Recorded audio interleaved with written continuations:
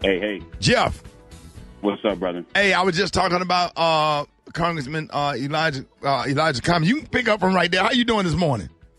I'm good, man. I got a heavy heart, brother. Congressman Cummings is my congressman. Yeah. Sorry to hear that, man. And, when I first moved to Baltimore in 99 to work for the NAACP, I was the national youth director for the NAACP after Jamal Bryant. Congressman Cummings was one of the first people that I met. And I came up in Cleveland under Stephanie Tubbs Jones, who was another powerhouse congressperson that we lost several years ago. Right. And so, I've watched Representative Cummings over the last few years navigate this health issue. And, he's a 68-year-old black man. He wasn't the kind of person that was going to walk around wearing his health condition on his sleeve because he was worried about serving the people of Baltimore and serving the American citizens. And this is one of just the most principled, strong, focused legislators that the Congress had. And so it's not just a loss for the Congress. It's not just a loss for the city of Baltimore, but it's a loss for humanity, man, because this was a brother who loved the people that he served. This was not one of these cats that put on a congressional pen and then poked his chest out like he was more important than anybody else. He put that pen on, man, and carried in his heart every single person he knew in the city of Baltimore. And so whether he was in the Congress or whether he was on the streets in Baltimore, and he was on the streets in Baltimore, folks respected him. They knew him. They knew that he was there to serve them. He created youth programs. He engaged in job creation. He could navigate as seamlessly with corporate CEOs as he could with a youngin' on the block. And so it's rough, man. And I lost my dad at 67, man. 68 years old is young. Right. And whether I don't know if the family is going to ultimately share what the condition was, but we just know that too many of our men were losing 10 and 15 and 20 and 30 years earlier than so many others. And so I know, listen, Rick, you and I both know most people don't even know who their own congressperson is. Right. And so I don't expect that a lot of people, even some people that don't follow politics, are going to know who Elijah Cummings is. But as you listen over the next couple of days, you'll understand as you hear from Republicans and from Democrats and from Kings and from Poppers and from street cats and from society folks, they will all be talking about the principled power of this brother. And so it's just a real loss, Rick. Man, yeah. It just made me sad, because you saw him. And then, Jeff, it seemed like he was I watched C-SPAN and CNN and MSNBC all day, and I was just seemed like I just recently saw him doing something to oversight committee, and then all of a sudden I didn't see him for 2 weeks, and then I get the news this morning, because I've been up since 1 o'clock this morning watching the news, and then I get breaking news like while I'm getting dressed to come to work, and that just took the wind out of me. You know what I'm saying? I'm like, what?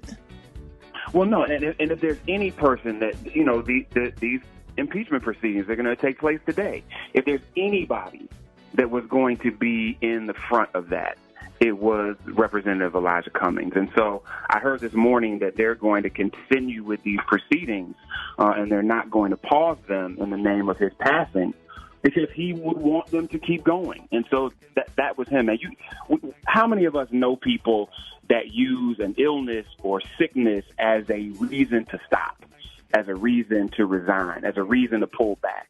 This brother did none of that. He could have just even he is the most popular politician in the state of Maryland, and he could have easily just taken a back seat and said, "I'm going to rest. I'm going to be with my family. But no, and I don't think anybody in his family even expected to do that, because I think what kept him alive as long as he's been that is serving the people. So just a huge. Our prayers go up to his family. Maya, his wife, is just such an amazing spirit in her own right, and so our prayers are with her. And just the city of Baltimore, man, and a city where so much corruption is taking place. You got a mayor that was removed as a result of corruption. You've had challenges at the municipal level. You've got, in many cases, challenges around leadership. When you've got somebody that has been such a consistent leader, the Congress will talk about this through one lens. But, Rick, man, this hits the city of Baltimore in a whole different way, bro. Yeah, that is a real punch in the stomach. And, you know, even if Terry Sewell is my congresswoman, and even if he was not your congressman, if you was familiar with what was going on, it was almost like he wasn't your congressman, but he was at the same time.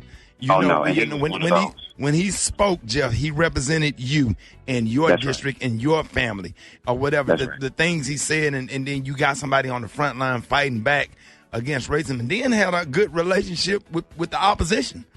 Some of his good friends, you know, the testimony that Joe Scarborough gave this morning, and him and Mika was talking about legislation that they worked together on, and then also whatever the other congressman from North Carolina who's a hardcore Republican Trump supporter, but he had a really good relationship with Congressman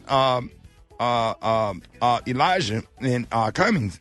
And the way that he worked, and he would just say stuff like, come on now. You know, like he would get everybody off of their political side and make people do the right thing no matter what party you was representing. Is that accurate, Jeff? Did that make sense? No, brother. He was a principled legislator, and in that, he was committed to getting policies passed that help the most people.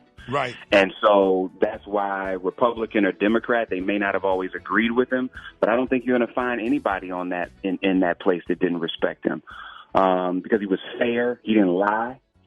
He didn't bring a whole lot of baggage of trying to maneuver selfish agenda.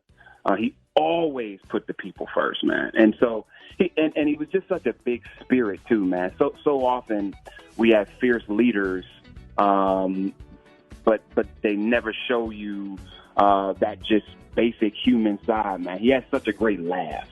Yeah. And just gave you so much love when you saw him, man. And so, you know, this like literally, man, my heart is heavy, and I don't, you know, you can have an elected official that you respect, and when they pass away, you respect what they did. But this hits me, man, on a personal level, because in so many communities, man, where you have leadership that's afraid of young people, right. This was a brother who always lifted up young cats. Even if he disagreed with them, he was going to give you an audience.